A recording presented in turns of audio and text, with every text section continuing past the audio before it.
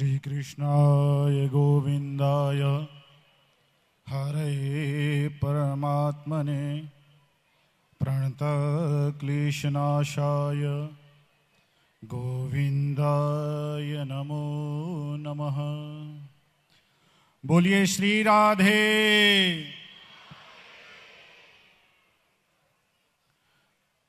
व्यासपीठ पर सुशोभित जो सूर्य की तरह तेजस्वी और तपस्वी दोनों हैं, ऐसे श्री श्री जया किशोरी जी, पंचकुला के विकास पुरुष श्री ज्ञानचंद गुप्ता जी,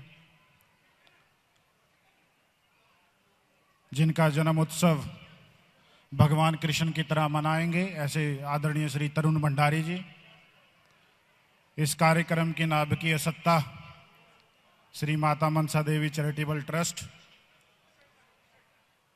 जिसके मकान में हम रहते हैं, जिनकी मैरिज एनिवर्सरी भी है, ऐसे श्री आदरणीय विवेक जी और उनकी अर्धांगिनी। पंचकूला बिल्कुल जो है गंगा के तट जैसा हो गया है। ऐसा देश का कोई भी व्यक्ति नहीं जो पंचकूला को आज के दिन तीर्थ नहीं मानता। साधु नाम दर्शनम पुण्यम तीर्थ भूतानि साधव, जहां संतों का जमवाड़ा है, जहां नित्य भागवत कथा का स्वर्ण है, ऐसा ये पंचकूला कहता क्षितिजिल पावन गगक शरीरा पंचभौतिक बने हैं शरीरा। 5 भूतों से शरीर बनता है। भक्ति 3 प्रकार से होती है, मनसा वाचः कर्मणा। जो मन से भजता है, कर्म से भजता है, वचन से भजता है, भगवान उसकी सुनने लग जाते हैं। बहुत समय ना होते हुए, बहुत समय ना लेते हुए, तो श्रीमद् भागवत राजा परीक्षित ने स्वर्ण की। राजा परीक्षित को सुखदेव मुनि ने इसलिए नहीं सुनाई कि वो राजा थे, इसलिए उनको कथा सुनाई गई क्योंकि वो पात्र थे। जो पात्र होता है वो कथा का अधिकारी रहता है। जिस प्रकार से अभी कहा जा रहा था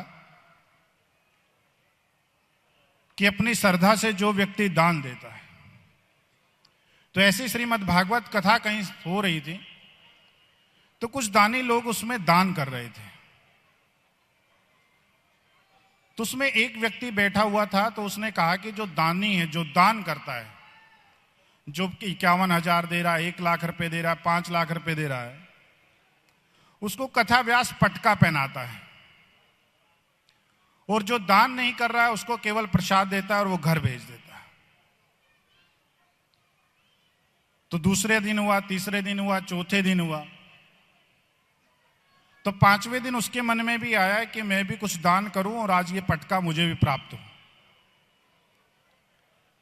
तो उसने 51,000 रुपये बोले। तो जब कथा समाप्त हो रही थी तो उसको बुलाया गया मंच पे आदर के साथ। जब वो पटका पहनाने लगे तो उसने कहा कि मुझे नहीं चाहिए, 51,000 का पटका मुझे नहीं चाहिए, ये पटका तो बाजार में 10-20 रुपए का भी मिल जाता होगा। तो उस कथा व्यास ने एक बात कही उसको कि आपने इस पटके की कीमत बहुत ज्यादा लगाई, हम तो इसको 2.5 रुपए में खरीदा है हमने। ये इस पटके का सम्मान इसलिए नहीं, ये आपके दान करने की जो प्रवृत्ति है उसका सम्मान है। जो व्यक्ति त्याग देता है सम्मान उसका है। जो पकड़ा रहता है उसकी कभी पूजा नहीं रहती। जो पकड़े रहता है वो कभी श्रेष्ठ नहीं बन सकता। जो पकड़े रहता है वो कभी ज्येष्ठ नहीं हो सकता। जो पकड़ा रहता है वो कभी कीर्तिवान नहीं रह सकता। जो पकड़ा रहता है वो कभी दयावान नहीं हो सकता।